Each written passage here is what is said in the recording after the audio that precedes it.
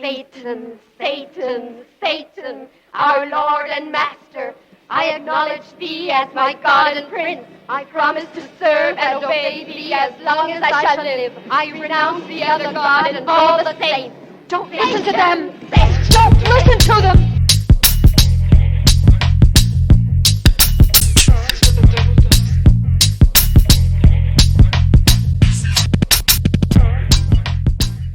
Welcome back to the Ave Satanas podcast and our mini-series, Might Ain't Right. My name is Jack Violently. I'm going to be your host today. The Ave Satanas podcast is a presentation of the Free Society Satanist. We are a worldwide collective of anarchistic Satanists under the banner of the Global Order of Satan. For more information and how to join us on Discord, check the links in the show notes below. We've also added a support the show tab down there. You could directly donate to our fundraising efforts, which are currently the Trevor Project. All proceeds made from that tab will go to our fundraisers. Here to help me today, sitting in the producer's chair, the co-founder of the Free Society Satanist. Sai, how are you doing today? I'm doing okay. I'm, here on a beautiful Friday night with wonderful people. Not so wonderful context, but wonderful people nonetheless. Oh, we'll get there. Don't you worry about that. Also with us today, we have from the Capital Area Satanist, our very good friend Felo. Felo, what's going on? Not much. Happy to be here. Happy to contribute. Excited is not the word I would choose, but bracing and prepared to weather the storm. Thanks for having me. Yep. We're glad to have you. And if these two fine people were not enough, we are also joined by Queer Satanic.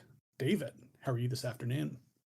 Oh, I'm getting better all the time. Thanks for asking. And I am both glad and a little bit regretful that I bamboozled y'all into hurting yourself this way. But thank you for being here with me.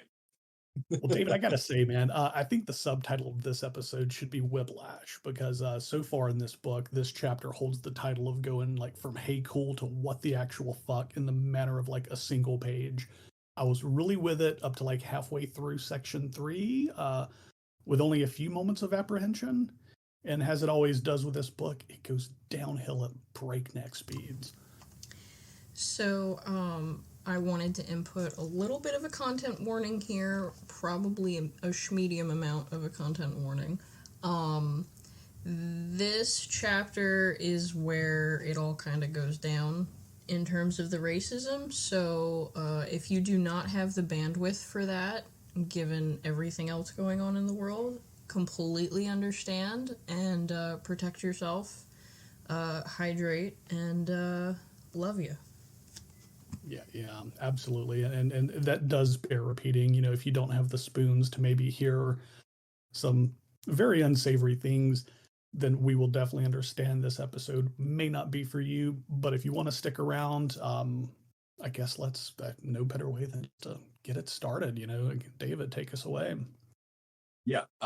So we are now in chapter 3 of Might is Right, the proto-fascist book by Arthur Desmond, better known in this as Ragnar Redbeard. This was the book that Anton LaVey plagiarized for the first section of the Static Bible. This is the book that Lucian Greaves and Shane Bugbee tried to pitch when they were getting the Static Temple set up. They were trying to make this like their foundational text. And the other owner, Kevin Soling, said, no, I don't think so.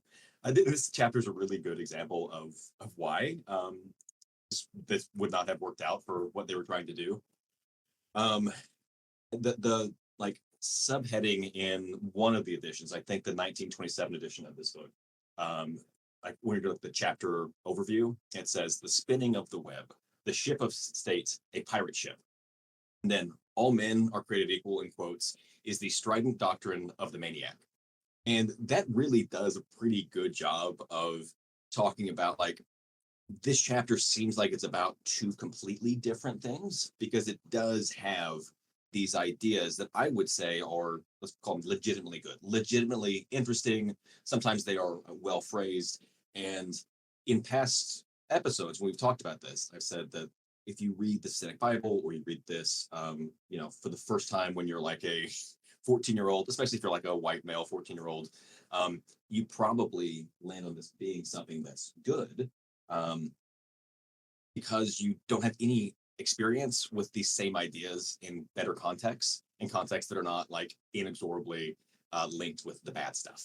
And so, like, if you read this book when you're 30, you don't really attach yourself to it because all this gross stuff is in there. And I think if you're a if you're a normal person, if you're someone who just like, I don't know, isn't like filled with hate in your heart, it's really off-putting. And so you don't attach yourself to this. If you're younger, you think like, oh, there's all this like great stuff, and if I can just excise the bad stuff, then I can like use it in some good way. And you really can't do that. What we're going to do this time a little bit differently is try to backload all of the really bad stuff.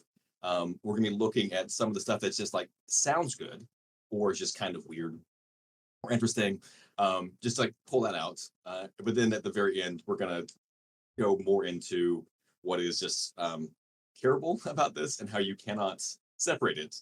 Because like Felo has said before, you're reading this stuff and you're going, this is ridiculous. Like, how is he contradicting himself? And he's not really contradicting himself when you realize that he thinks that some people are subhuman and others are better than them. And he says that pretty explicitly several times in this. However, first, we're going to try to keep it light or fun or like, oh, at first glance, that sounds good. And in fact, on the very first page, we have something that Jack liked. If you want to talk about this second paragraph, Jack.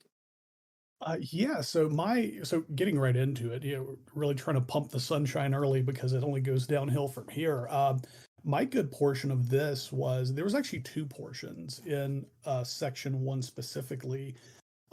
So as you know, like the Free Society Satanist, we are anarchistic Satanist. We do believe in anarchism, and to a good degree.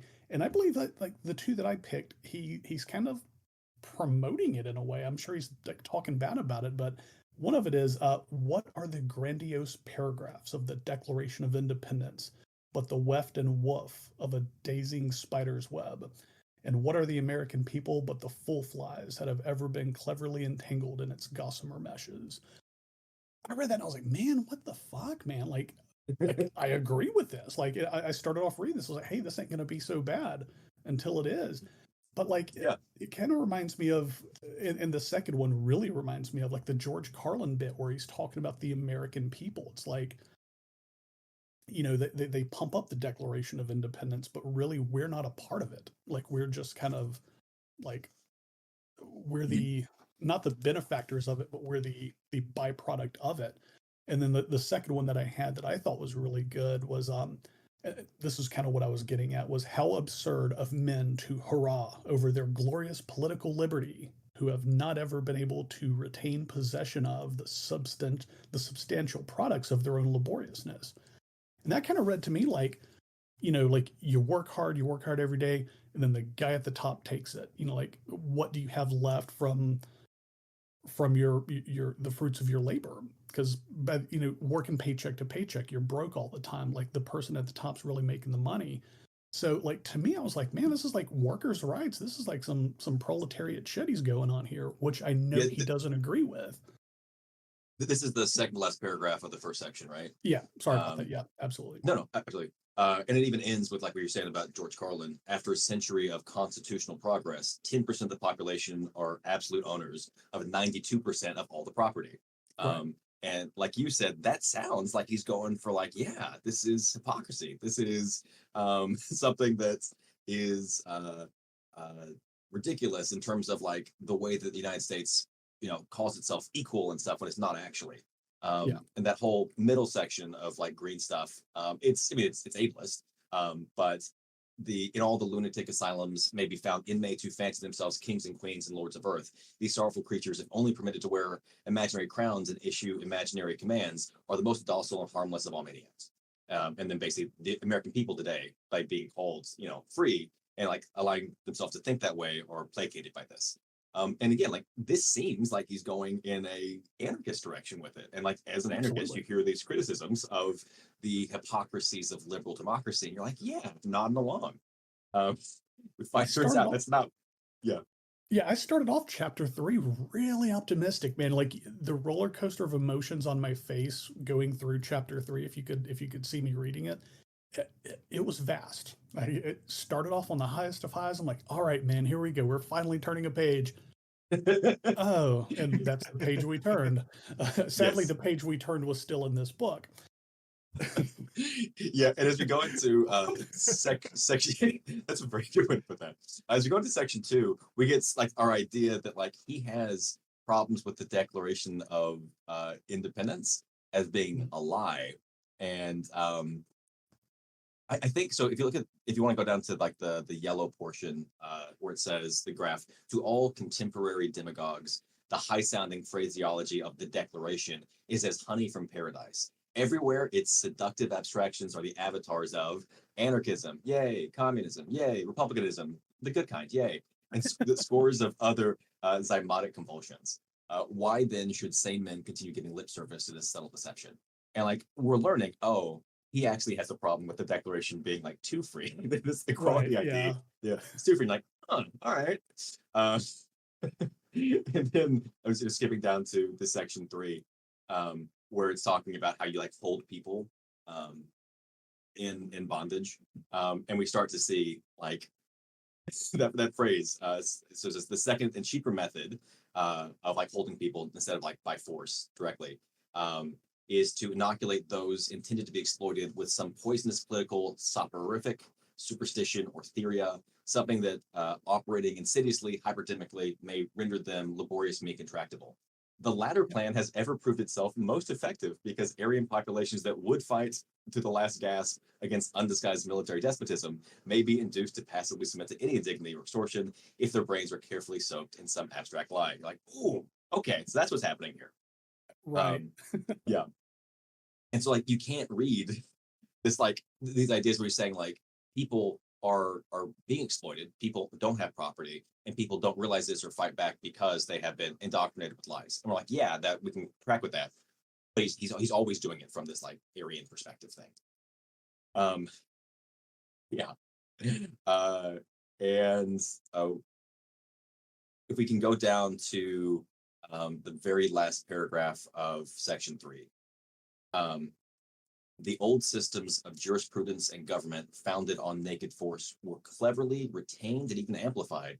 And at the same time, the white skinned populations were cunningly proclaimed free and equal, never having enjoyed genuine personal freedom, except in the Indian border, being for the most part descendants of hunted out European starvelings and fanatics, defeated battlers. They now stupidly thought that they had won freedom at last by the patent device of selecting a complete outfit of new tax gatherers every 4th year.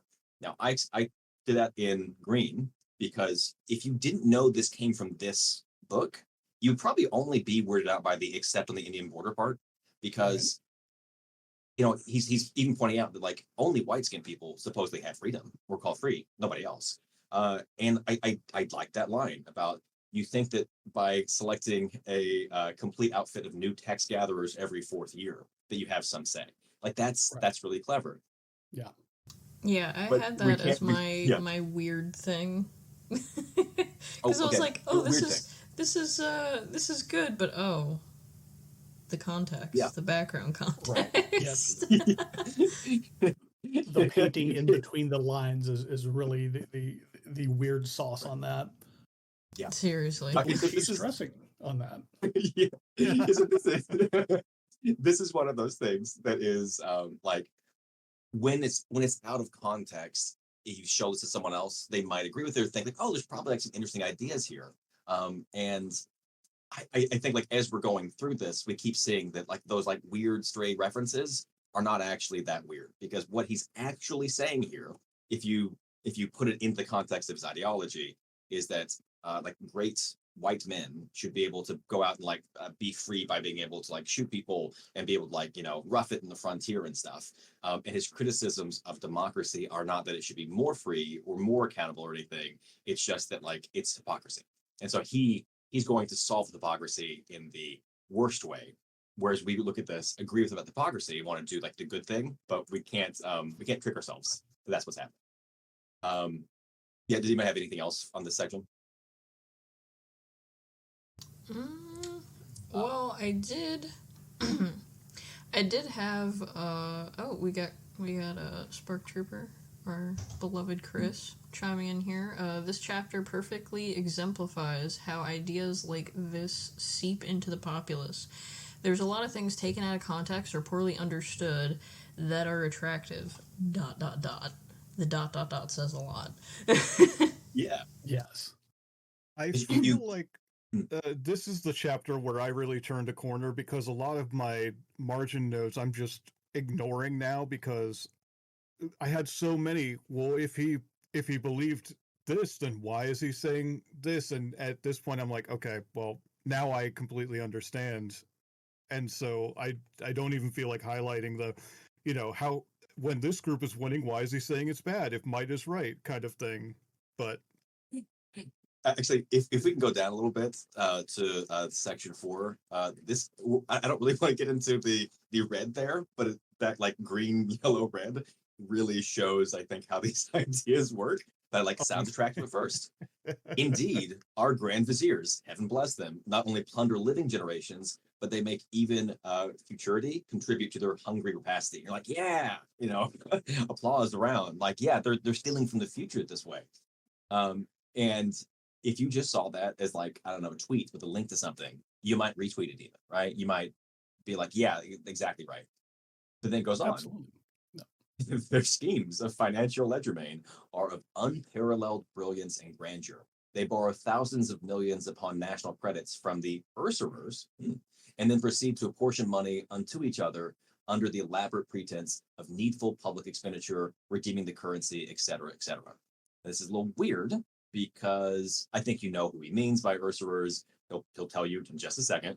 But also needful public expenditure. It could be, again, that this is actually like a thing that's not going to that purpose. But I think, based on what we know about him, he doesn't like the idea that poor people should be fed or that people who Right. don't have housing should get it. That's what he sees as like the pretense of needful expenditure. And so you might still be with him though in that paragraph. And then we go on to, in order that the Jew may be secured in his usurious percent, et cetera, right? And now we've made it clear. Now we've made it clear what's going on here. Is that he is upset at them, I think like Felo has said, because the wrong people are rich. The wrong people got rich in ways that they shouldn't. Is that the sort of thing you were talking about before? Felo? yeah, that's one of the spots. There's so many where it's like railing against people in charge, but then saying that if I'm in charge, I would do the exact same thing, and me going, well, how does this make any sense? And then yeah, I think this is the part where it really turns around in this chapter where you go, oh, it's not that that he didn't think of these things, it's that this is what he was trying to say the entire time, and it sucks. Yeah. Yeah, we can go on this, but I really thought that as we were talking about this the green, yellow, red really like shows you like how the kind of not the whole book, some of it just like sucks the whole way through, but sometimes it's a good idea, and then you keep reading, you're like, oh, actually, You this go, is what he means by "Uh-oh." it. Yeah, oh, So the way that I read, I have a sticker that I use for a placeholder, and it's like a big square rectangle sticker, and I'll use it as a bookmark as well. And because this book is so hard to read, like I've referenced in the episode prior about the Clockwork Orange, having to like pry my eyes open and like keep looking at it. So I use the sticker to go line by line, and in that the schemes of financial legerdemain of unparalleled brilliance, I was looking at it, go, yeah, they borrow thousands on national credit, and proceed to apportion money onto each other. It's like, yeah, that's what the big banks are doing. Then it hit me. I was like, oh, the big banks. I know what the next paragraph's gonna say. And sure enough, I yeah, moved that sticker down, and in the first line, he did not disappoint. So, like in a way, he kind of got me there on the front. I was like, yeah, man, these people are just, yeah, government's just stealing money, on the guise of public expenditure and all this. Like, yeah, man, they're stealing from. Oh, I got it. yeah. Yeah. So that sticker kind of caused me a bit of shock as well, too. Yeah, and I think that's a really good example of the way that like fascism works, the way that these like reactionary ideas, like they start off talking about, it's called populism, but like they're identifying problems of like these rich people have what you would say from the left, like a class interest. And our critique is that anybody in power, as anarchists, everyone that is in power is going to behave a certain way because they have class interests, that like you are what you do repeatedly, you become more of what you practice at. When you are in a place where you have to exploit people to get and stay wealthy, you're going to become a bad person by that it's like this role it's doing it.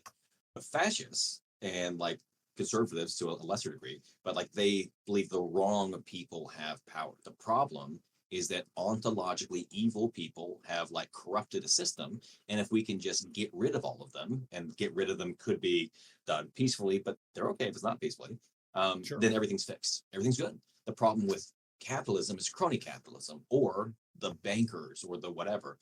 Instead of, when they say bankers, they don't mean bankers, they mean Jews. That's what that's and saying, before, like when we were talking about this in the introductory, that like it actually is useful to read this book, only in the sense that like he just lays it out.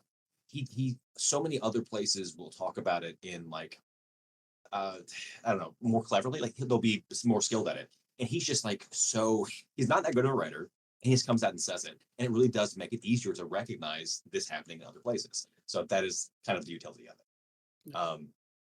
But we do have another like good thing coming up. If you would like to, if we can look at the executive that sells his people into bondage, just under this.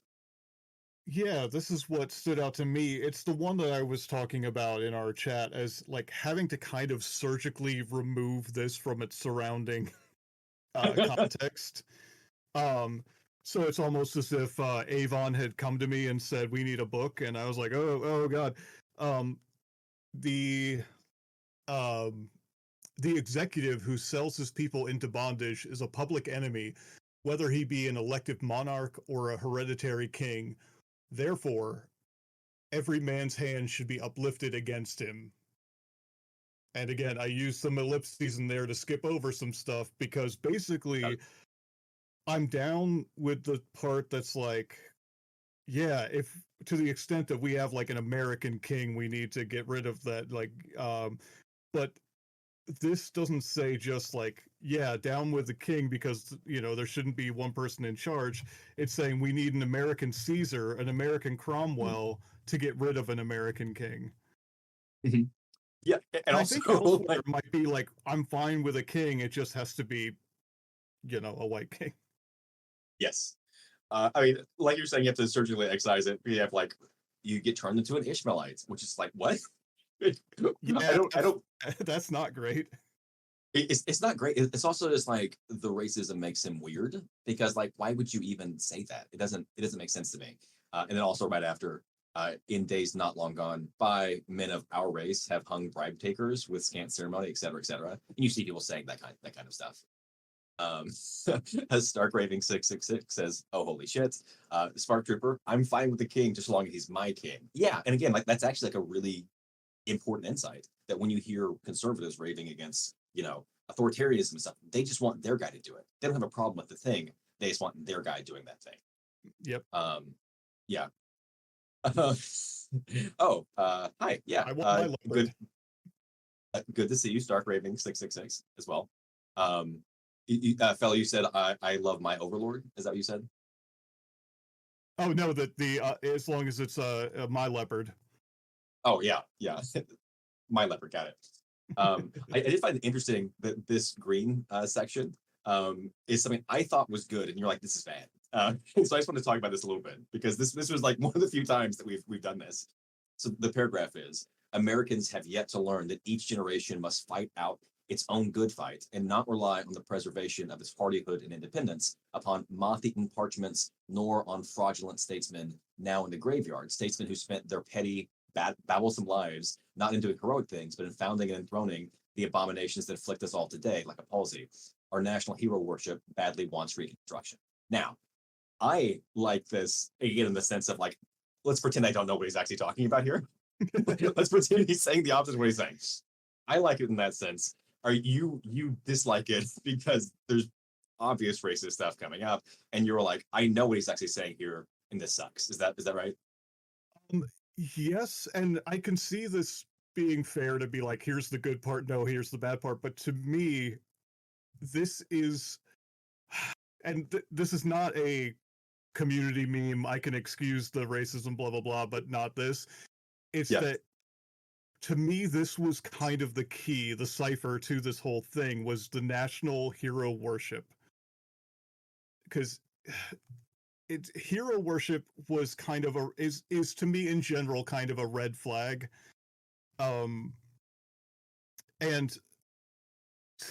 I'm gonna try and make this as brief as possible, but um for our Halloween slash Samhain ritual in capital area Satanists, there is a whole sermon that year after year we tried to trim down because it's too long, because I wrote it, about the Hyperboreans, which is this like mythical patriarchal society that is kind of at the root of fascistic ideas of like manly hero worship.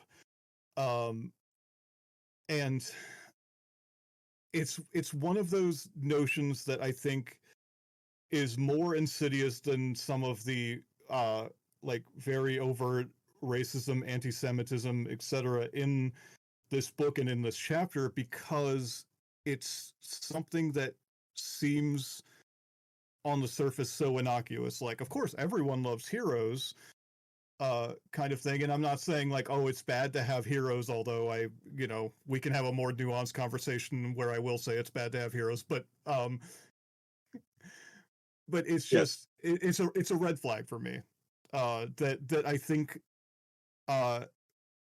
his wanting a reconstruction of national hero worship, I was like, when I read it, I was like, there it is. That's the whole key to this whole thing.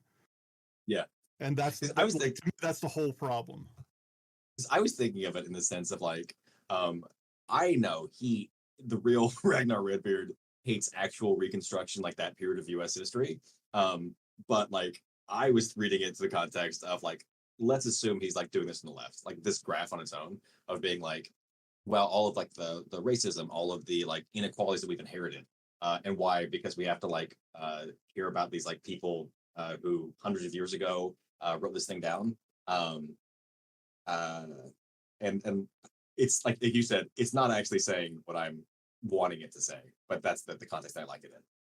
I thought there was actually like another place in here where they say almost the same thing. Yeah, sorry, it's in section 6. We don't have to jump to that, but he goes and like says the thing that I want even better, even though I know he means the opposite thing. Yeah. Okay. If we can scroll down to the next green section. Under the hypnotic spell of a free and equal dream, Americans have been hustled into a convict prison of laboriousness to piratical masters 1,000 times more terrible and unyielding than any history can describe. All that is left now of liberty is its name and the harmless privilege the common people have of scolding their proprietors in vulgar editorial diatribes at or about elections. Occasionally, they do descend to the streets, indulging in sanguinary vociferations upon the same general principle that impels a mangy cur to howl most dismally if struck with a brick. That ends rough, let's be clear. Yeah, but if we again pretend he's saying something opposites and we leave off the end, that was things like ringing well in my ears about like, you have the privilege of scolding your proprietors in vulgar editorial diatribes at or about election times. It was just like, wow, bars. Like he's really identifying the problem.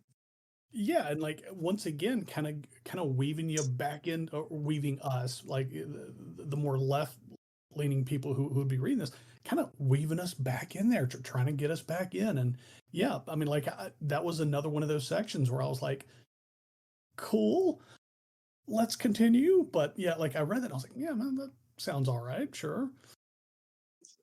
Yeah. But also, this is a point where I was like, yeah, this guy is throwing a brick at a dog. Yes. Yes, absolutely. Absolutely. Yeah. It also he's also really obsessed with. I mean, I should have probably done that in a different color, but like that's more of his thing about. He's like obsessed with breeding, like dog breeds and curs and mongrels. Like he's really fixated on that, and it does ruin. Like Yeah. the, There's because another also thing somewhere in this chapter where I'm like, this guy has hurt animals. Oh, yes, 100%. Absolutely. yeah, he's a bad dude, and again, like I'm aware that he doesn't actually mean anything good by this. It just sounds good. Sure. It, Yeah. and Yeah, also yeah. like I do, we've talked about discussed, like, did he really change his mind that much, from being like on the left, a labor organizer, fighting for indigenous land rights? Did he change or was he kind of always this guy? Ah, I I think he was kind of always this guy. But you can see like the remnants of the conversations he was having with other people. And also kind right. of that ending part where he gets I mean, maybe he's just like disillusioned with like the failures of like the working class to actually like raise up and do things. Like people go out to the streets and make a lot of noise, then nothing happens, and he's just like really bitter about that. But you can see, I think, from this paragraph, like him having conversations about like wanting to go out and like overthrow, the bad people, the rich people, the whatever. Mhm. He just has landed in this awful place. Well, he has Um, learned a lesson that I think we've all learned, that it really doesn't do much good. Like the system is set up for us to fail. So like you can protest, you can fight, you can smash windows, but like the actual groundwork, how much are you really going to affect change? I think he saw that in real time and was like, "Fuck, this ain't gonna work." Yeah, Pivot, actually, you know. if we go down a little bit more, the paragraph, even should America's servile multitudes appeal to the arbitrament of physical force, they cannot possibly win. There it Possessing neither is. the strength, courage, brains, arms, money, nor leaders, they must be blown into eternal fragments by their masters, highly trained artillerists and scientific destroyers. Yeah. So shouldn't even fight, because we can't even win. And like, again, it seems like somebody that probably was in those fights, but then like lost. And Mhm. at some point was just like, well, we can't even win anything. But This is also, yeah, this is strange though, because, and again, the the answer, spoiler alert, is white supremacy, but it's strange because he's going, well, you can't win, so you shouldn't fight. Whereas at the end of either chapter 1 or chapter 2, I can't remember now, he's saying that you should never like submit yourself to turn a master's mill. You anyone should sooner die than do that. So before saying even a lost cause is worth dying for, and here he's saying, well, don't even bother, you can't do it. yeah. I think the end of this chapter actually he says that like enslaved people should fight. Like enslaved people have to like fight, and like that's what you have to do in order to free yourself because you aren't going to be handed freedom. Um, he just doesn't think that he doesn't think some people can win because Some in people. addition, yeah, I mean, what I mean by that is, in addition to him being extraordinarily, racist, he's also like super. He really hates the bad white people, right? The wrong white people. Like he's got a lot of hate. Let's be very clear about that. Like he has a lot of room to hate people. So he isn't just talking. I don't think he's even like considering, in those like previous two sections we've looked at of like the people.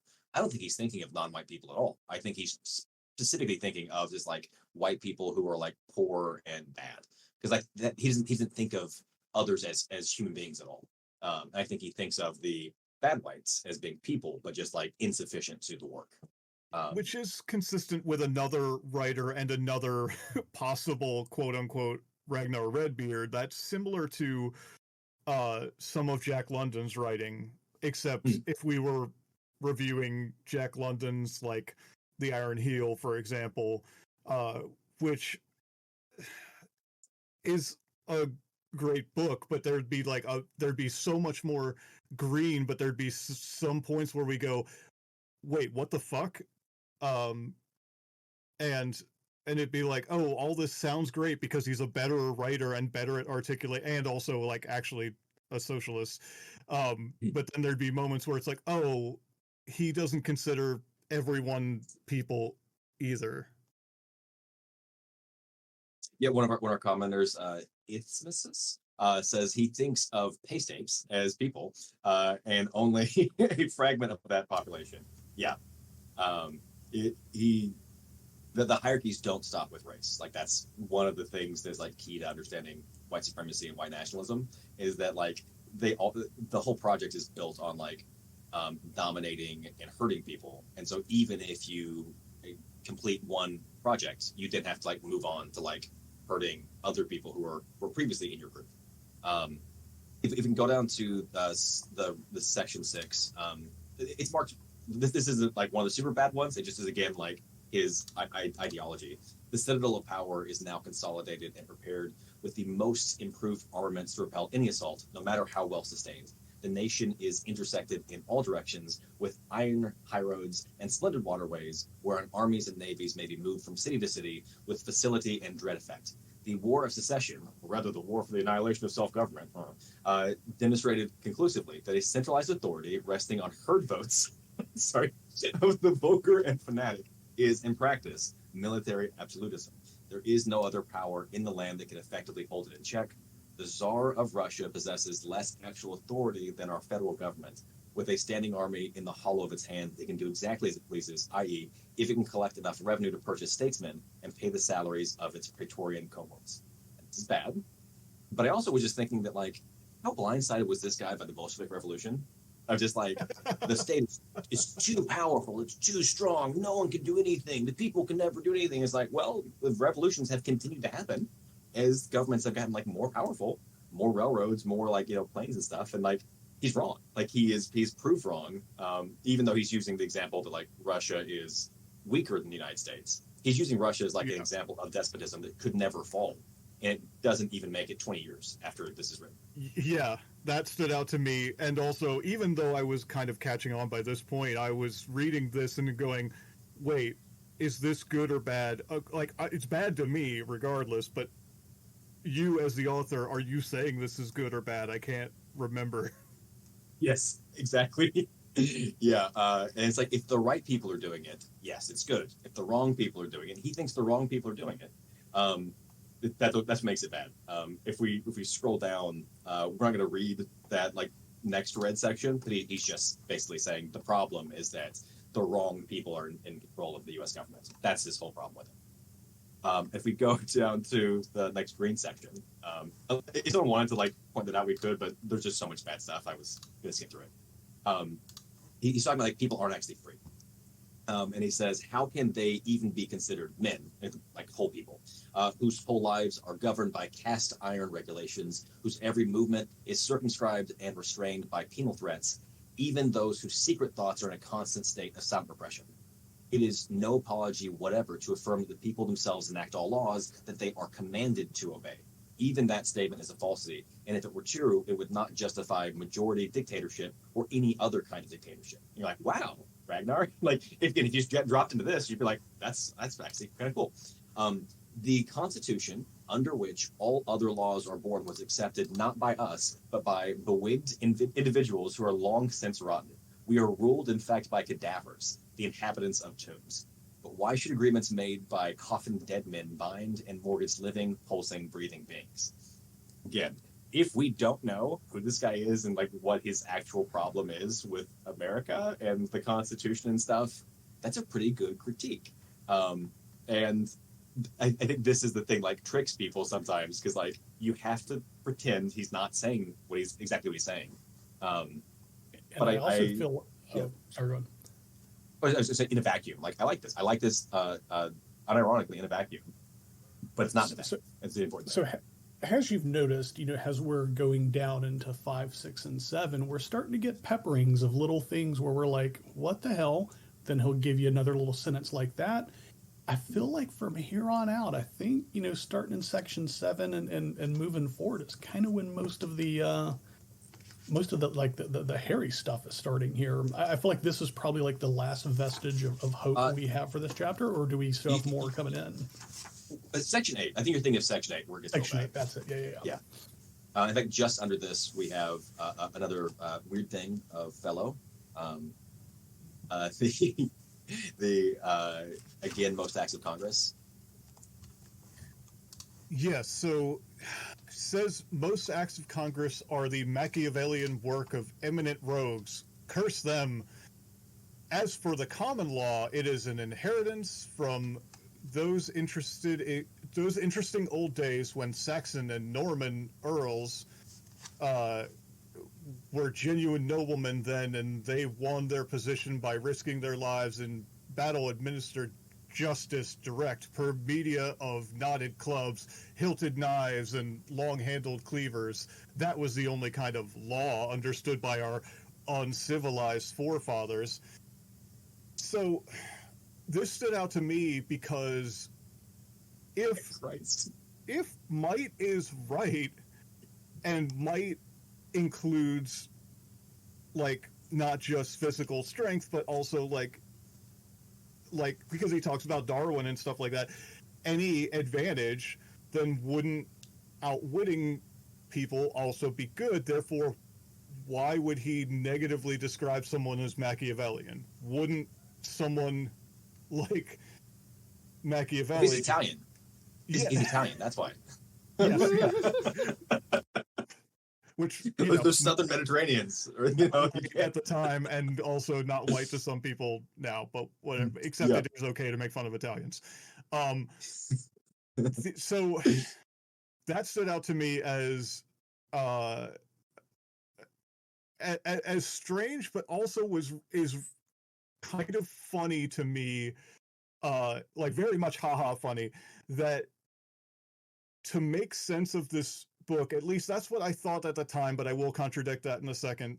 The way I was like, oh, to make sense of this book, it's that, oh, he resents people who are smarter and can outwit and control people that way. So when he says might is right, he literally means people squaring up and punching each other as hard as possible, and whoever has the biggest muscles and punches the hardest is the person in the right. And that's so stupid. It is so stupid. It's not quite the case, because he will contradict that interpretation in a second in section 7. And I was kind of actually disappointed to be like, oh no, he's not someone who is like, I hate smart people, I want to punch real hard. He's just a white supremacist. Right. I mean, what he's saying, the key thing is that when Saxon and Norman earls, it's the Saxon and Norman, because those are good whites. Therefore, what they do is good. That's how you square that circle, right? Right. But he is also very much fetishizing physical violence in the listing out of like cool weapons that his forefathers used. He would be very into all of the, like we talk about, Warhammer and HEMA, is that what it's called? Like when you like we fight, like the knights used to fight. He would be that kind of. And I mean, medieval weaponry is cool, but it's not cool in the way he's talking about. Yeah. If Isthmus also said, all people are bad and stupid and must be governed because they're too awful to govern themselves. Also, I'm the person that should be in charge, and this makes sense. Yeah, I mean, I think that's a typical thing that people say. Yeah. And then I just want to real quick go back to the first section and read one thing, which again is slightly ableist, but in all lunatic asylums may be found inmates who fancy themselves kings and queens and lords of the earth. These sorrowful creatures, if only permitted to wear imaginary crowns and issue imaginary commands, are the most docile and harmless of all maniacs. I actually wrote, like, if only he had just a moment of introspection when he wrote that. Yeah, right. Yeah, so he's close like yet so far. Because he's putting the crown on himself of being like the good, brave, powerful warrior guy, despite not going out and punching people, despite not actually being a guy who is living up to this. But he's telling himself he is, and therefore he's placating himself. Yeah. Yeah. If y'all are good to move on to section 11, or sorry, not section 11, section 7. He's talking about equality before the law. And again, this is like some of like the last bits of it that I think are pretty good, even though we're gonna have to like cut out some of it to make it make sense. By what rational method can any two litigants be placed in a position of unconditional, quote unquote, equality before the law? First of all, plaintiff and defendant are always possess totally different physical and mental characteristics, but then different personal magnetisms and different sized bank balances. Also, all judges, juries, and legal officials are unequals in temperament, ability, courage, and honesty. Each one has his own peculiar idiosyncrasies, um, prejudices, inferiorities, superstitions, and price. Each, again, may be more or less dishonest and more or less subject to financial pressure or caste bias. So yeah, you got to excise the part where he thinks that people are fundamentally superior than others, physically and mentally. But I mean, to like look at the rest of that, and even the fact that like not everybody's as well educated, not everybody has all of these things. The law is not actually equal, and as someone that had to go through ruinous litigation for 4.5 years, the law treated us and the people suing us as if we were the same, even though the guy suing us had way more money and it could just like waste a lot more time and more filings and stuff. And the law pretends that that economic reality doesn't exist. Thankfully, the lawyers that were coming after us were a lot more incompetent and rude, and not likely for other people to like them. That could have been the other way. Spark Trooper says, funny how we started the list with physical differences for all else. Yeah, that's the Ragnar experience. Where you go, if you pretend he's someone else and not saying what he's saying, this is kind of good. But he is who he is, and he is saying exactly what you think he's saying. And then like one more, no, there's a couple more good things. A couple more paragraphs down. Statute law may formally confer equal rights and privileges upon unequal citizens, but it cannot enforce itself. It must execute its mandate through the human media. And that media is full to brim with superiorities, inferiorities, and inequalities. Again, he's saying this in a racist way, pretend he's not. It's a good point that like the law doesn't just exist in the abstract. It's not some pure thing that is magic. It involves actual people doing actual things. And as we look at the hellscape that is outside of our windows and inside our psychic harm devices in our hands, we see people being like, they can't do that. It's against the law. And it's like, well, who's going to stop them? The law will not stop them because the law, it needs people. People have to do stuff and make decisions. And that is an insight that if you're 14 years old and this is the first time you've heard that, like, whoa, actually, that is true. And some people never learn it. And they're just like, no, we'll file a lawsuit or something. We'll say you can't do that, officer. That's my constitutional right. And it's like not realize that like the cop gets to do whatever he wants to on a stop because he has power and no one's going to stop him. That is an insight. Yeah. And actually, I speaking of cops, if we go down to the next green section, this starts off. When an army of occupation settles down upon an enemy's territory, it issues certain rules of procedure for the orderly transference of the property and persons of the conquered into the absolute possession and unlimited control of the conquerors. These rules of procedure may at first take shape as orders issued by military generals, but after a time, they develop themselves into statute books, precedents, and constitutions. Indeed, all law is now and ever has been the mandate of successful belligerents. And I think that is a quote. I didn't remember that one when I brought up that like Ragnar Redbeard would probably love the Brennan Lee Mulligan quote about police are just an occupying army basically, and laws are threats. Yeah. And I was like, yeah, he would go, and that's awesome. And that's basically what he's saying. He's not saying this in a critical way. He's saying like, and that's awesome actually. So he pretends he's saying this in a critical way. It's good, but he's not saying. Yeah, so I think this is the last good stuff for a while. We do have a couple weird things. If we can scroll down to the brigandage necessitates inequality, and every government on earth is organized and enthroned brigandage. And you're like, okay, again, that sounds pretty good. He then quotes Herbert Spencer: "Have we not shown that government is essentially immoral?" I didn't know of Herbert Spencer as he's basically an anarcho-capitalist, so he's quoted by libertarians and stuff to this day for those purposes. But he has a critique of government that is not awful. It does say some nice things. He's also the guy that did the social Darwinism. He read Charles Darwin and was like, that is everywhere, and he's a racist. So, I mean, he's writing like a half century before this and coming to some of the same conclusions, but also like from some of the same reasoning. And then below that, it's not actually, this is just like a funny thing to me, where it says Las Casas, the Spanish Jesuit, was the first in America to spread about the false, subversive, and shameful theory of equal human rights, and then goes on. Obviously, he's being racist here, but he's doing that thing where he makes Christianity sound cooler than it is, and also he's just kind of using Jesuit as an insult because Right. the Jesuits didn't exist when Bartolome de Casas was out shipwrecked and going through like North America and Mexico. I think he was a Dominican, but it was just funny that he's like he hates Jesuits apparently, so he's just like the Jesuit. But like those guys literally weren't invented until like the mid 1500s. And I thought that was a funny thing to point out. That's just like my other favorite funny part, which is the imagining that the Sufis predated and said the same things as Jesus. Yes, exactly. He's not great at knowing stuff. Actually, he is great at throwing out. He's great at using his thesaurus and referencing things to sound smart, but not good if you actually. He's like a ChatGPT thing. It sounds plausible the more ignorant you are, and therefore, if you were 14 years old and a white dude who's being told like, yeah, this is great. This guy's so smart, but he's not. He's not actually that smart. He'd probably put glue in pizza if he didn't hate Italians. Fellow, we have another weird quote of yours coming up.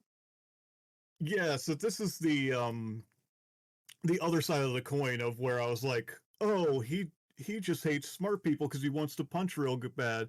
But this is where I went, oh no, it's not even that. It's not even that like fun level of stupid. It's just white supremacy, because here he goes, the equality superstition is tolerated by clear-seeing men for one reason only. It assists them to govern the thoughts, and by governing the thoughts, to exploit the property, energy, and labor force of their soft-minded and good-natured neighbors, who really believe it to be true, who think it glad tidings of great joy.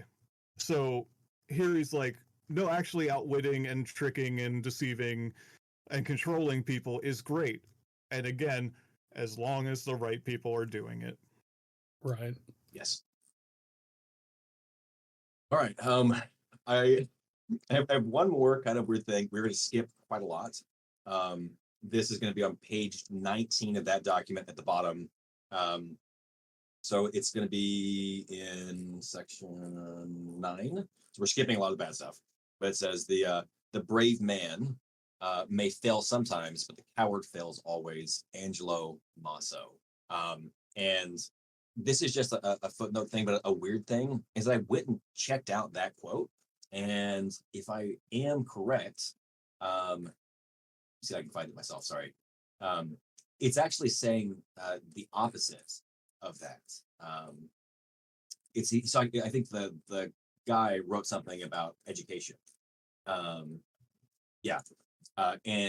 what he was saying, this guy, Angelo Masso, is that you need to educate people so that they can be different and better.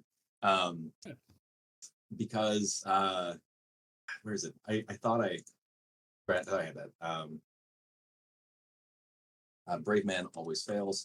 He talks about, and this is like it starts off kind of sounding misogynistic, where he says that like women are like more cowardly than men. But then he says, but that's because of the way like they're socialized. Basically, he's saying that like society like makes women like behave this way because of the way they're educated and treated by society. But they can change. We can do better for people if we educate them better. So that's what this source, which I will drop into the chat, is saying. And Ragnar just uses it in completely the opposite way. And it's just like if you don't even bother to like check up on these things, so what he says here is all the scientific evidence of mental, moral, and bodily deterioration are markedly accentuated in them, and their timidity is proverbial. He's doing a big racist thing, but he's quoting someone who's saying the opposite of that, and it's just like, I don't know, frustrating that he is just using a quote for the exact opposite purpose. Very much cherry that never picking. happens. Yeah, and then another weird thing. We go down to the next page.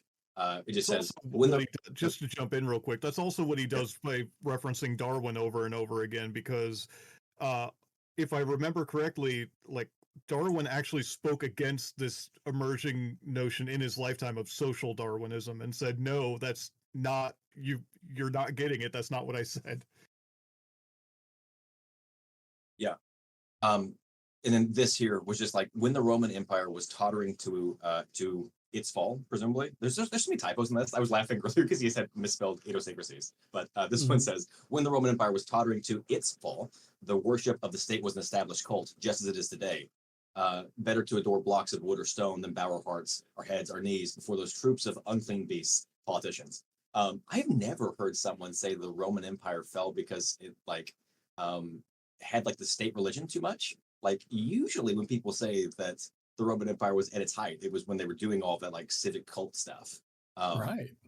I've never heard this argument before, even from like the dudes that have like the Roman marble figurines. I've never heard someone say this. I wanted to pull it out because it was. I mean, he's still being racist here, but he's being racist in new and exciting ways, and that's we don't really get that. It's horribly horrible how he can even surprise you with how many different ways he can be racist. But wait, there's more. But it's novel, yeah. Unless someone has anything else, I think we need to skip to section 11, which would be page 25, I think. We can definitely do it, absolutely. To solemnly proclaim that all men are created equal is as stupid and unscientific as to assert that all dogs, cattle, apes, and trees are created equal. This was, to me, actually useful in terms of understanding like this is him saying his viewpoint outright. The reason why he's not contradicting himself is he thinks that like this is the way the world works. That like if you say we should, if you argue to him, women should be able to vote, he would say, "What, you want dogs to vote?" That's why he's thinking he can't be logicked into it. He can't be like, you can't say, "Oh, you want this for that group of people and that for that group of people," because he doesn't think they're equal. He thinks they are as different as apes and trees, and this is he believes in intrinsic equality and inequality. Or sorry, he believes the people are intrinsically unequal. That like you cannot do anything to change them. I think that is just a useful thing for him to say outright and realize this. The one good thing is the cosmic brain Bismarck. I was going to make a meme that had like the cosmic brain out of Bismarck. I didn't get to it.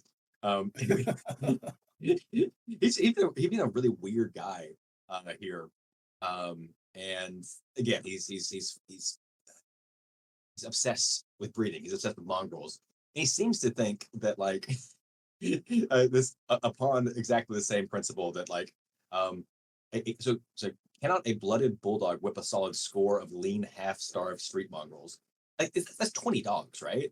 The score is 20. So. I think so. Yeah. I'm pretty sure 20 starving dogs could take a bulldog. I'm not an expert, but I kind of think that like I would take at that point. Sure, I would take the 20. Yeah, absolutely. Yeah, and I felt like Jack London, who wrote about like dogfighting, would also write something like that. I don't know. He would say sort of the opposite. Anyway, but that's where he says that like if you are like a superior person, you don't need to even worry about 10 million greasy mechanics. Look at that quote. Throw shade at mechanics now for, man. Jeez. I know. Mechanics catch the strays now. Yeah. So this is Spark Trooper. Dude never met an angry mechanic. Yeah, right. he probably got his ass beat by a mean mechanic once. Maybe that's what it's about. Yeah. Is this bad? Yes, this is bad. But at least to me, this was usefully bad in terms of like, oh, this is why he is this way. This is what his worldview is always working backwards from. And that's why you can't like engage with it on any other level than like you can't debate this because he's just saying, no, people are different and they can't change. And superior people are better and deserve everything. And inferior people are worse and deserve nothing. You cannot argue somebody out of that position. And that's why like debating is so useless for certain kinds of people. When you have like fundamental agreements with people about like who people are and we want of the world, we can disagree with one another. And conversations can lead to something productive, but not with this kind of person. And so I found that to be a useful part of section 11. If we can go down a little bit more, there's a paragraph that starts out: socialism, Christianism, democratism, equalityism are really the whining yelpings of base-bred Mongol multitudes. They howl aloud for state intervention. Again, he's making Christians sound really cool here compared to everybody else. He keeps doing that. Back to last episode there, yeah. Indeed. But this is like actually what the guy, there's two guys who wrote The Bell Curve, and it was Charles Murray and somebody else. But basically the premise of it was that like races have different IQs, and obviously white people have higher IQs, black people have lower IQs. That was the point of that book. There's all kinds of problems with the methodology, but it's not really important because the purpose of it was to argue, and that's why we need to stop having like state support for like Medicare and Medicaid and social. You need to stop having social welfare because inferior people are getting the resources and they shouldn't. That's what that book in 1990 something, The Bell Curve, came out. Is that right? Still the book I'm talking about? 94. 94. Okay. Right. And so almost 100 years after this book, someone writes in an academic way, and that guy still like tries to like give lectures on college campuses, and Lucian Greaves, I'm sure, fights for his right to be racist on college campuses. But this guy is saying the same thing. The arguments haven't really changed. He just was saying them back then bluntly and less artful. So again, racist, obviously, but also interesting, like the connections between the past and the present. Yeah, I'm trying to think, like, we have a lot of bad stuff to get to, but I think it's worth just jumping down to the plagiarism section in 13. Fellow, I think you're probably the most familiar with the Static Bible of us. Do you want to talk about some of these? What a life backhanded itself compliment. I mean, am I wrong?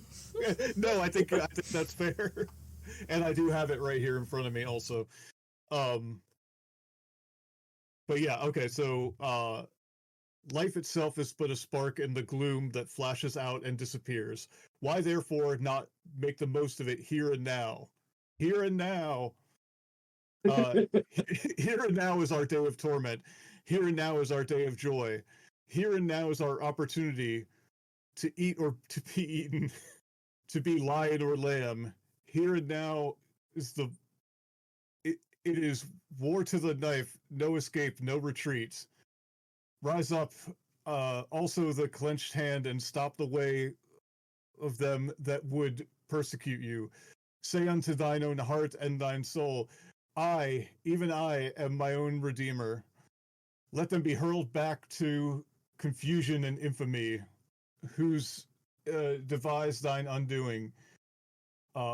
Let them be as chaff before the cyclone, and let the angel of death pursue them, nay, overtake them.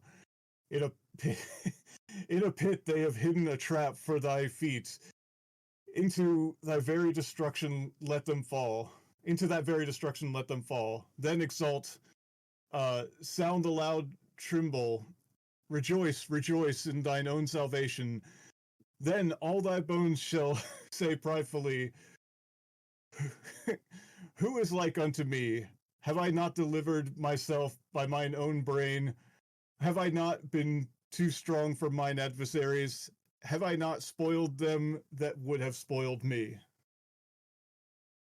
Hold up. You can't hear me clapping. Thank you for reading all of that. I am posting into the chat just like what it said exactly in the Book of Satan. But I mean, like, what he did a little bit of was shorten it up, like tighten it up a little bit. Him and Diane Haggerty. But he did just like copy this word for word. And I found it to be illustrative that even though I mean, as you're reading that, I was, it's cringe, I guess, but there's nothing like morally objectionable about this other than like okay. If you get this without any context, like you do in the Book of Satan, this kind of all sounds fine, right? Is everyone else like feeling like, yeah, that's whatever? Sure. Yeah. Yeah. It doesn't do it for me, but it's I don't think there's anything that is horrible about this, except that we know the context of this book. And when he talks about like the opportunity to eat or be eaten, to be lion or lamb, um, the context actually is his horrible racism, right? Like that's an important thing to realize about this, because we skipped over it. But this comes right after some of the most grotesque and explicit racism in the entire book.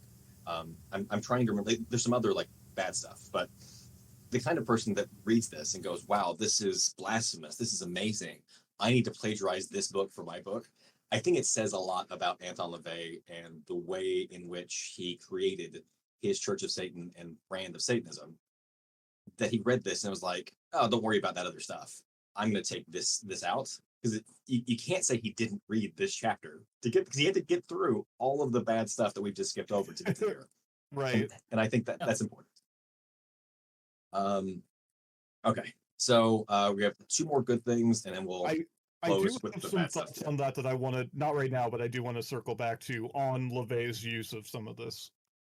Okay, cool. The start of section 14. I found this just to be like, I marked it green, but it's really just weird, right?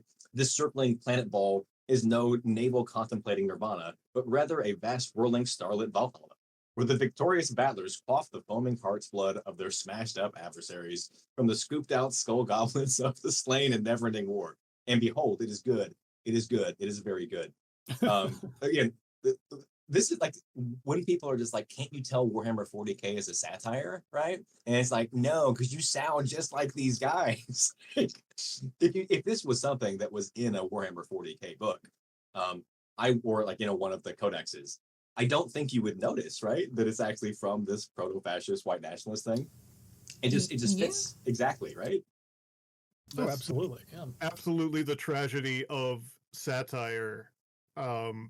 Because like that, it's indistinguishable from Warhammer. And like if someone were to hypothetically make a video game satirizing Starship Troopers and it had anti-fascist messaging in it, there's no guarantee that someone who identified with fascist ideology wouldn't take it and inscribe it on some kind of casing. Yes, indeed. Satire and irony are actually not powerful weapons against fascism, unfortunately. If we can go, so we have one more good thing to get to. That's the philosophy of power condensed. It's the like very last thing. It's a poem, I guess. Is this a poem? No. It's I also couldn't tell. Yeah. None of his poems were good. This was not trying to what rhyme. Poetry? Actually, I'd take that back. He had one good one in there, like early on. Yeah, sure. Yeah. So, Behind the Bastards read out one of his poems that was well before Might Is Right, and it's actually a decent poem. Yeah. But all the rest of them, before and since, that I've come across are not great. I remember Robert did a fair amount. I didn't care for it. I didn't care for that one either. But you know what? I'm not a literary critic. I will say that this here, I'm going to read out the good parts in this. Overall, this is pretty okay. The philosophy of power condensed. How did government of man by man originate? By force of arms. Victors became rulers, but among us government by force is abolished? Question mark. That is a popular delusion. It is stronger than ever. How is it that we do not see it clearly? No need of compulsion with inferiors ever eager to obey. How can the mastership of man be destroyed? It can never be destroyed. It is essential. But for one man to reign over another is wrong? Question mark. What is wrong? The strong can do as they please. Who are the strong? They who conquer. They who take the spoil and camp on the battlefield. All life is a battlefield. And then, how can a slave recover his liberty? By reconquering his conqueror. If he must feel that he is not man enough, then he must submit, cut his own throat, or die fighting unsubdued. But freedom may be granted to him. Freedom cannot be granted. It must be taken. So there's a lot wrong with this viewpoint. And again, you have to assume he's saying something else. But this reminded me of I think it's Adventure Time, where Jake is trying to explain like private property to to Finn. Remember that, right? Where he's like, yeah, like the big dudes, like they enclosed the commons with their stuff and they didn't let anybody else get to it. Like Yeah. this could be used as a criticism. We know it's an endorsement, but it's good in the context that like the way that like people got into power was by violence. It's maintained by violence, and even in a society that is called peaceful, there is always violence is happening. But he again is saying, and this is good, and we're saying it's bad. And I did like the line, which there's quotes around it, and so I'm not sure if he's quoting somebody else. Freedom cannot be granted; it must be taken. Let me double check. Did y'all Didn't have remember? a footnote for it or anything, but it is in quotes. Yeah. Yeah. Hmm. Be taken 200. Oh, okay. It says the quote appears in The Eagle and the Serpent, number 6, December 1st, 1898. So it could be something that he plagiarized from somebody. Not sure exactly. Because that is something that he did. So he probably, that good line is just something he plagiarized from somebody else. But I don't know if The Eagle and the Serpent is good or bad. Like what kind of like newspaper or magazine that is. Yeah, this comes to the end. And so in the context, we know it's awful. In a vacuum, there's a lot of things I like in this, except that that he's saying it's really cool that there are masters and slaves. It's really cool that we're always like all life is a battlefield and like weaker people are being crushed, as opposed to this is descriptive about society and we should work to change it. Cool. Does anybody have any other? And I think someone could be forgiven for not catching on to that right away because there's so much earlier on that's decrying people being subjected to the leadership of others Yes. without being as explicit as he becomes here in the latter half of this chapter about like here's who I'm complaining about and why. Right.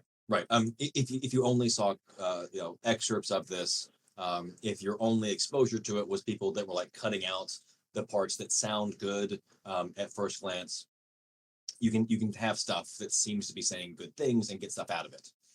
However, if you read the whole book, you cannot be tricked. What I was going to say is, does anybody else have any like good thoughts, weird thoughts before we dive into what we warn people about, the really really bad section of this? I don't have anything else good left from that. Okay. So I did want to give yet another kind of a pre-warning here, as we did at the front. If you are, if you don't have the spoons to hear what we're about to talk about, now would probably be a time to kick off. There's no problem with that. But staying until the end would lend some context as to why this is so horrible. But if hearing very racist stuff is not your cup of tea, then we can definitely agree with you for skipping out on this. This is that point in the show. So yeah, if that's the case for you, we will catch you next time. For those of you who are going to suffer with us, if you can jump to page 16, Sai, and we're going to get into some of this again. Unequivocally awful racism. That I also want to, for context, say this is not different for the time because this guy is complaining constantly about how equal people are talking about. He's complaining that he is awash in people telling him about racial equality and about the fact that like other human beings are actually human beings. He is completely aware of these arguments. In his time, he is being a bigot. For his time, he is being a bigot. Do not let people tell you or trick you that the past was so different they couldn't have known. right. Yeah. Are we all still here? Yep. Yep, Yeah. still here. All right. So this quote is pretty bad. It's gonna get worse. From the soles of his feet to the crown of his head, this is Ragnar. The bones, skin, flesh of the body, even the gray brain pulp, the electric nerves and tissues, mental ganglia, and viscera of a man belonging to African, Mongolian, Semite, or Negrito breeds are all fundamentally different in formation, constituents, and character from the corresponding anatomical secretions in men of Aryan descent. The points of non-resemblance may be superficially imperceivable, but they are organic and deep-seated. So this guy is making that claim that we've been circling around. He is saying human beings of different races are fundamentally different. He's saying it's scientific. It's not scientific, but he is making this argument not from a Christian perspective that we're kind of like used to hearing racists do. This is him trying to be a scientific atheist, and he's saying this. So that is his perspective. But as we go on to the next section, I think we all agree that this is the worst, right? This is the moment where it really goes to, well, not just different, but inferior. So so this was at the part of the book where like I just had to put it down. So from this section moving forward, I honestly didn't even read it. Once I saw that, I was like, yeah, I think I've seen enough for this chapter. So yeah, I'm like, absolutely. It took me a few tries. I definitely hit some of this stuff and checked out, put it down, and had to come back multiple times and kind of force my way through it. Yeah. So we have this up on the screen. I think the tone of it we're going to talk about. It starts out, what white father, for example, would encourage the marriage of a hulking, thick-skulled Negro with his beautiful and accomplished daughter? Would he enthusiastically give her away to the matrimonial embraces of, and he lists off other people? And he talks about this in really like visceral terms. And again, I think this is useful because you hear this language all of the time in the present day, but disguised a little bit. Usually, when they talk like this, they use coded words like inner city or gang member or whatever. Yes. Yeah. Urban. They're actually saying this. Or yeah. They're talking about. Yeah. And because we're being tactful and not reading the whole quote, it should be pointed out that this is not just this is a spread of different people that he's like, why would you ever marry your beautiful white daughter off to these people? Yes, the focus it's anti-Asian, it's it's just a whole spread. Anti-South Asian, and then like we've pointed out, he also includes polluted, mean white. Because the one thing you can say about him, he hates a lot of people. There's a lot of hate. A lot of hate in this guy's heart. At that time, and I know this is the lowest rung of shit that I should really probably bring up, but the polluted, mean white. I wonder if he because back at like the Irish were the dogs of the whites back then. I wonder if like that's probably what he's talking about. But even still, like that's a minor one to bring up when the rest of the words in this paragraph hold the most weight. I wonder if like that when you say the polluted mean white, I wonder if that's the one they're going after there. I don't think so. I mean, like I think he probably does say some things about Irish people, but that's in this time at least. Like eugenics is not focused on Irish immigrants. That's more like 70 to 50 years before, like the Irish potato famine and the British response to that caused so many Irish people to like flee the famine. That was more when that was. By this time, like you have entire like Irish political machines and like Tammany Mole and things. So like, they had like risen up in society by then. And so I think it's more of the general eugenics idea. The woman who is whatever they said, she's too loose. She's like having too many kids. They like sterilized her because she was like poor and uneducated, and therefore she was like the bad quality of white.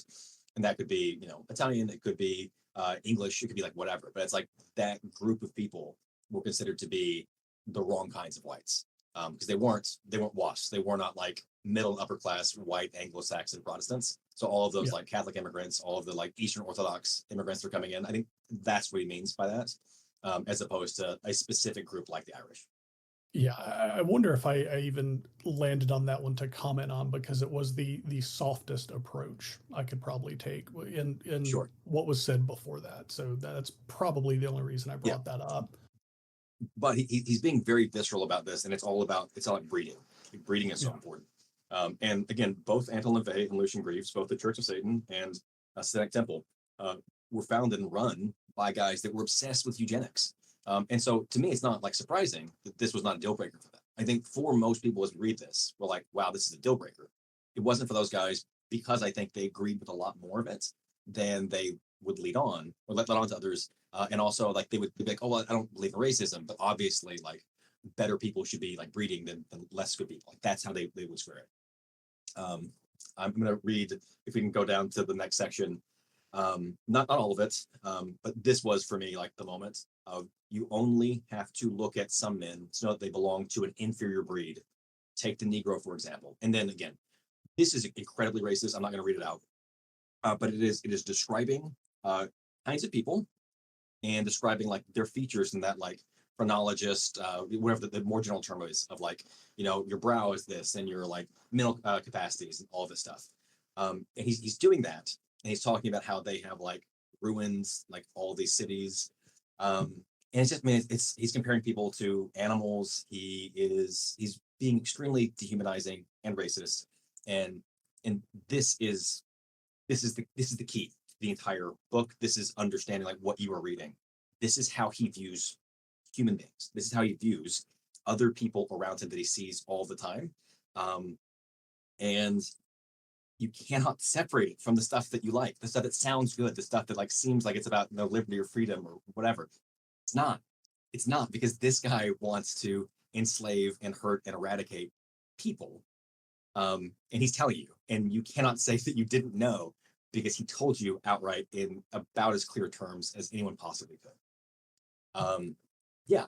I don't know there's more useful from this section. If someone has something, please. I think please, just to talk about it. just to point out, like, just this sea of red alone, just the visual of this sea of red is enough to be like, wow, so this was skipped over to plagiarize more for the Satanic Bible. Like, this wasn't like the breaking point, you know? Yeah, and even today, the Church of Satan will go out and say like, oh, it's like, you know, it's poetry, whatever. Like, this is not poetry. This is not him saying something to be. He's not trying to be offensive here. He's not trying to be shocking. He's not trying to be metaphorical. He's very literally saying this stuff clearly. And when the people are like, oh, you're so offended these days. Oh, like, you aren't real Satanists. You get so offended. Like, yeah, because this fucking sucks, dude. Like, you can't actually defend this by when you talk about it, you know. Where have we heard that before? Yeah. Yeah. Fellow, I cut you off, I think. Oh yeah, just the idea of when LaVey was flipping through this, not at no point hitting this and going, man, for all the stuff that I could use, like maybe I should go look for a better book. Yeah, he could have ripped off a better book. He also could have like he could have acknowledged what he was doing and like explicitly said this is wrong for these reasons, and he didn't do that. He spoke about it in pretty positive terms. That's, and again, like the fucking emails between Doug Maseko, Lucian Greaves, and Kevin Soling and Shane Bugby were like, the way he characterizes it is like, oh, it's just like a little problematic and has like some, you know, ideas that aren't so great. And it's like, how do you read this book multiple times? How do you illustrate this book? How are you that into it? And talking about like, oh, I mean, you know, it's outdated. Like, illustrating it and then also saying that they want to make a sequel to it that's even more evil. Yeah, more evil than the first by far. I think. Sorry, I think this just really goes to show for a lot of Western white people that racism is not a breaking point, as long as they can find something that serves them. I think we may have been like disconnected there. Yeah, did we get disconnected? Sorry, yeah, there definitely was yeah, sorry, can you hear me? Yeah, we can hear you now. Yeah. Cool. My earbuds came out. I'm sorry. All good. Yeah. So, but like you're saying, like the idea that this is not a deal breaker. What'd you say? Oh, I just wanted to say maybe you could repeat it so we get a clean copy. Oh yeah. So I guess this goes to show, especially like in, you know, current times, that for a lot of Western white people, they will overlook racism and things like that, especially when it comes to family members and, friends, because they can get something out of it. As long as they can get something out of it, well, they're just a little edgy. Oh, they're just making a dark joke. Yeah. There are things that are like deal breakers, and like very like willing to like quickly, cut somebody out, including like artists. But then it's like, well, okay, well, yeah, they did some racism, right? But like you have to like look at like the whole body of work they have. Like nobody's perfect. Yeah, exactly right. That like because like in white society we are ourselves so racist. We have like this background radiation that we are willing to forgive this other stuff that we see, even when we can recognize, oh yeah, this is white supremacy. Um, and as we've said, I don't know if we've said while we were recording this, but just like there's sometimes this question that comes up in Satanism of like, why is it so white? Why aren't there more like a Satanist of color? Like why is this subculture like this? And it really should not be a shock when this is the like version of Satanism. This is like the core that everything kind of like grows out of, is this, and it's never been fully addressed or dealt with by the largest organizations and people.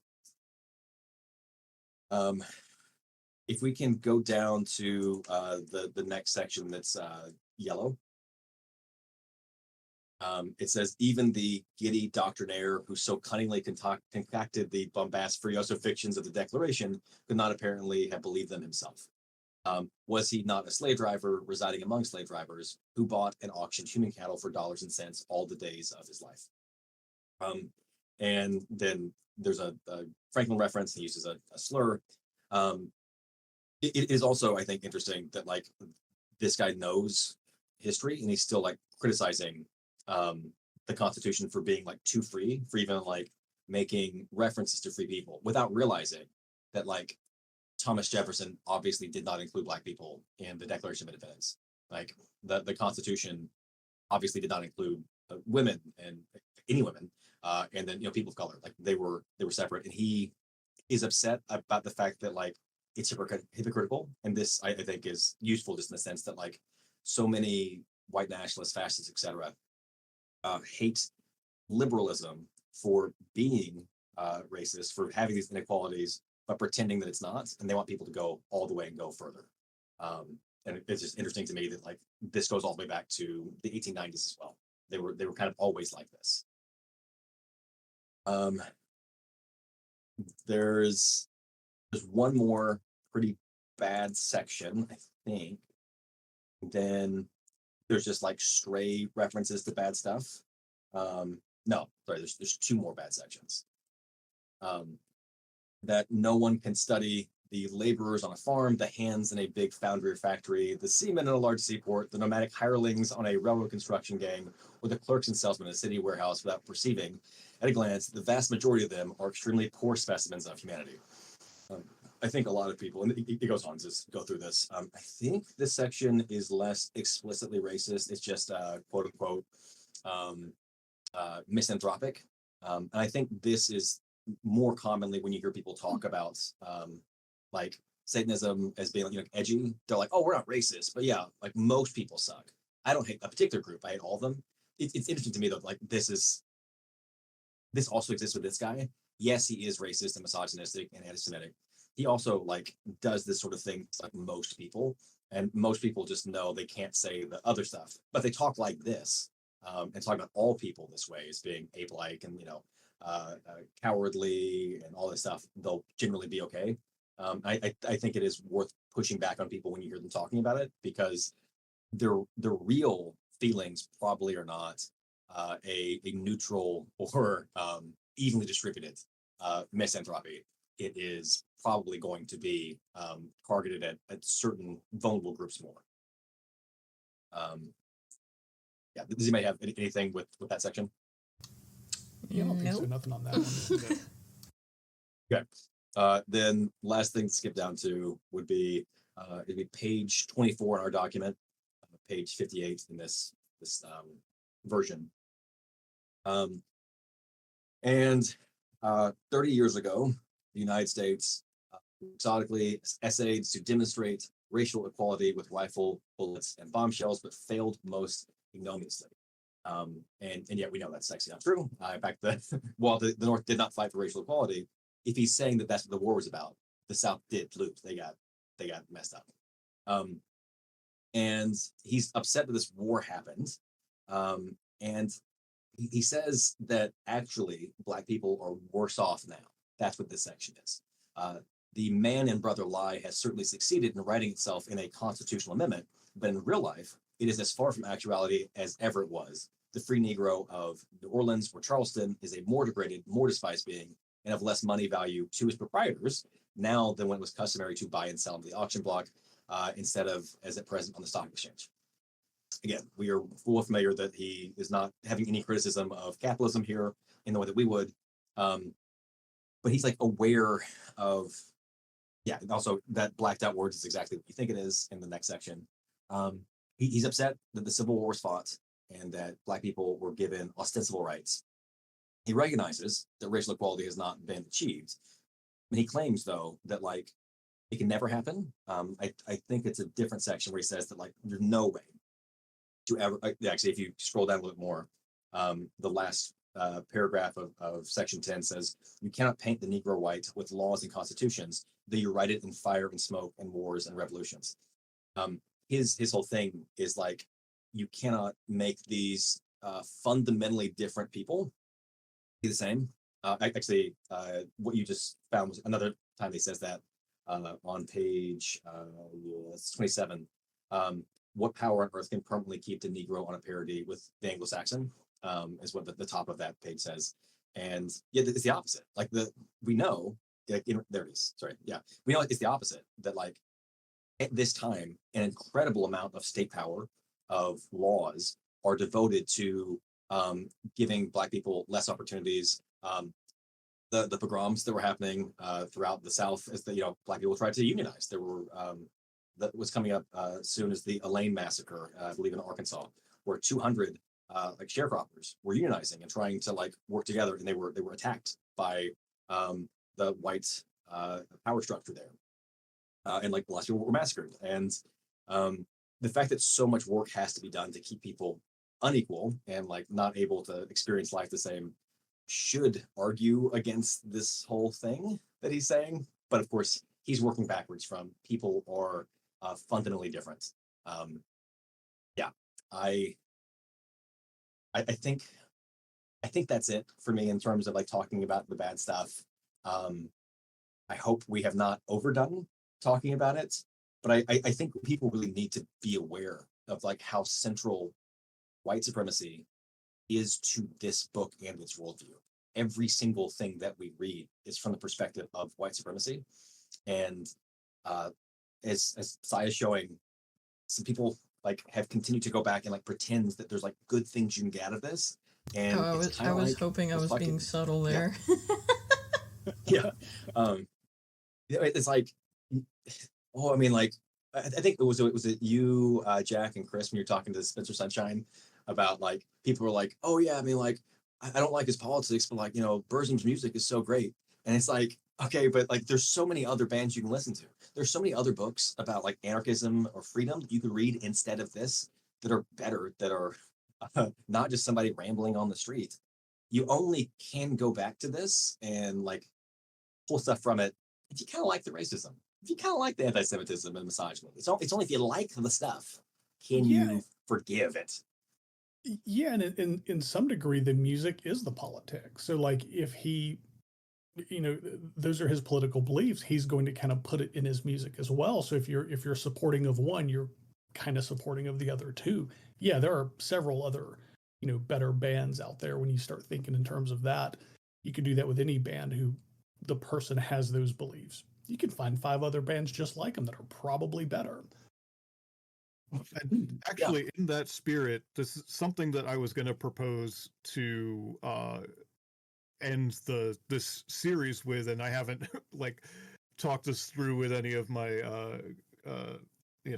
co-hosts here. I'm not that I'm a host, but the idea of what would be a more interesting text for LeVay to have used, or for other Satanists to have glommed onto, I think would be something interesting for us to think about, and maybe even for listeners to think about and propose, that simultaneously has that kind of theatrical bombast, but with a better set of underlying values, and that might actually say something useful of substance. Yeah, we could probably add that for like, we could probably end this series, like, think about it the next couple of weeks, and like in chapter 6 with maybe coming up with some. It's like Harry Potter, like read another book, read any other book action. Yeah. But guys, that would be, yeah, I think we've kind of come to the end there. Yeah, thank God. Thanks Satan, whatever. Like, Yeah, right. Right. Oh, well, yeah, this has been chapter 3, The Spinning of the Web. Coming up in 2 weeks' time, we're going to be doing chapter 4, Man, the Carnivore. We're going to have everybody's links in the show notes. Felo, awesome person from Capital Area Satanist. If you're anywhere in the DC, Baltimore area, you want to learn more about Satanism, we'll have links for them. Queer Satanic, David, we'll have your website up as well, and any other links that you want to plug as well. It'll probably be plug and play from the ones that we've been posting for these. But yeah, in closing, are there any like final thoughts that we want to throw out there? Hydrate, take breaks, protect your mental health. Touch grass. Yeah, touch grass. Can't believe we're halfway through. Only halfway through. Yes. Hail Satan. But until next I'm time, gonna guys. give my boyfriend Go ahead. I said I'm gonna give my boyfriend a hug and a kiss after this. Just because There you go. I'm gonna need that. Yeah. But yeah, till next time, guys. Hail Satan and hail thyself. We love you. Hail Satan. Hail Satan.